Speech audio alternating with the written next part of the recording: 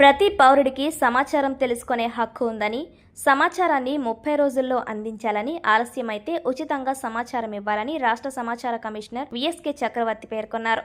సోమవారం కాకినాడ కార్పొరేషన్లో కమిషనర్ సత్యనారాయణ అధ్యక్షతన కార్పొరేషన్ అధికారులతో నిర్వహించిన సమాచార హక్కు చట్టం అవగాహనలో రాష్ట్ర సమాచార కమిషనర్ సమీక్షా సమావేశం నిర్వహించారు.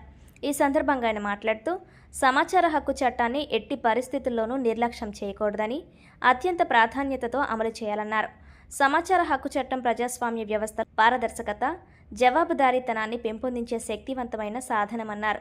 ప్రతి పౌరుడికి ప్రభుత్వ శాఖల వద్ద సమాచారాన్ని పొందే హక్కును సెక్షన్ 3 కల్పిస్తుందన్నారు. తెల్ల రేషన్ కార్డు కలిగిన బీపీఎల్ కుటుంబాలకు ఆర్టీఏ దరఖాస్తులపై ఎటువంటి ఫీజు అవసరం లేదన్నారు. సమాచారాన్ని అందించేందుకు అయ్యే ఖర్చు ఎంత అనేది ప్రజా సమాచార అధికారులు ముందుగానే దరఖాస్తుదారునికి తెలియచేయాలని సూచించారు. 30 రోజుల్లో సమాచారం అందకపోతే సమాచార కమిషన్కు ఫిర్యాదు చేయవచ్చన్నారు. సమాచారం ఇవ్వకపోవడం వలన దరఖాస్తుదారునికి నష్టం సంభవిస్తే పరిహారం కోరే అవకాశం కూడా చట్టంలో ఉందని వివరించారు. ప్రజా ప్రయోజనాలకు సంబంధించిన అంశాలలో అవసరమైతే మూడో పక్ష సమాచారాన్ని కూడా వెల్లడించవచ్చన్నారు. ప్రతి కార్యాలయంలో ప్రజా సమాచార అధికారి మొదటి అపిలేట్ అథారిటీ, రెండో అపిలేట్ అథారిటీ వివరాలను ప్రదర్శించాలన్నారు. ఆర్టీఐ చట్టంలో వివిధ సెక్షన్ల గురించి అధికారులు అవగాహన కలిగి ఉండాలని సూచించారు. సమావేశంలో అదనపు commissioner Sudhakar, deputy commissioner Srinivas, health officer doctor Prithvi Charan తదితరులు పాల్గొన్నారు. మీరు వెబ్సైట్ ఇచ్చేసాం, ఈ సమాచారం ఇచ్చేసామంటే సరిపోదు.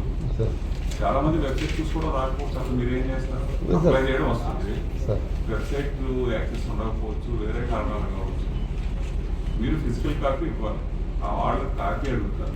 ఇంకొకటి మీకు చెప్తా, ఆ పిఏఓస్కి వాళ్ళు మాతృభాషలు అడిగితే మీరు మాతృభాషలోనే సమాచారం ఇవ్వాలి. ఈ అఫీషియల్ కరెస్పాండెన్స్ అంతా ఇంగ్లీష్లో ఉండొచ్చు. అఫీషియల్ కరెస్పాండెన్స్ ఇంగ్లీష్లో ఉన్నది మాత్రం మీరు కూడా సమాచార హక్కు చట్టం ప్రకారం ఇంగ్లీష్లో ఇచ్చేస్తూ ఉంటారు. వాళ్ళు కొంతమంది స్పెసిఫిక్ అడుగుతారు, మీరు ట్రాన్స్లేట్ చేసి మీరు అటెస్ట్ చేసి ఇవ్వాలి. ఇంకొకటి ఏంటంటే చాలా మంది పిఏఓస్ సమాచారం ఇస్తున్నామని చెప్పి తెల్లగాయత మీద రాసి చేస్తున్న కేసులు కూడా మన సెకండ్ అఫీల్ వరకు వస్తుంది. అలా చేయడం అంటే పిఏఓ విధుల్లో నిర్లక్ష్యంగా ఉండడం పరిగణించాల్సి వస్తుంది. ఖచ్చితంగా మీ స్టాంప్తో ఇవ్వాల్సిందే. అదొకటి గుర్తుపెట్టుకోండి. ఆల్ సెక్షన్స్ ఎక్కువ టౌన్ ప్లానింగ్ నుంచి వస్తుంటాయి. కారణం మీరు ప్రాపర్గా హ్యాండిల్ చేయాలి. అప్లికేషన్స్ ఎక్కువ వస్తున్నాయి, సెక్షన్స్ లో ఉంటాయి. తర్వాత పబ్లిక్ హెల్త్ లో కూడా ఉంటాయి. పబ్లిక్ హెల్త్ లో కూడా చాలా వస్తాయి. పబ్లిక్ హెల్త్ కూడా హ్యాండిల్ చేయాలి. మాకు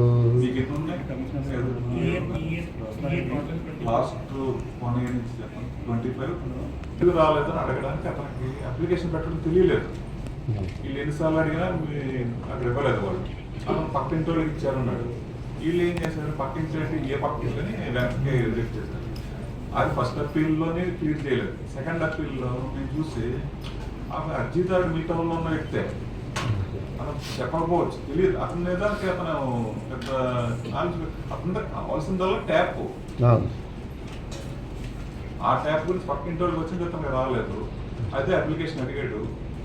వెళ్ళి మీరు ఫిజికల్గా తీసుకెళ్ళి సర్వే చేసి మీకు ఏది కావాలి ఇవ్వండి. మీరు కొంత మానవ దృక్పథంతో కూడా కొన్ని సందర్భాల్లో మీరు పరిష్కరించాలి. అంటే అన్ని నిబంధనల ప్రకారం పెట్టాలి. మాకు బిల్డింగ్ అసెస్మెంట్ నెంబర్ లేదని మీరు తిరస్కరించబట్టండి. కొంతమందికి దాని మీద అవగాహన లేకపోవచ్చు. అవగాహన కూడా కల్పించాలి. ఈ నిర్దిష్టమని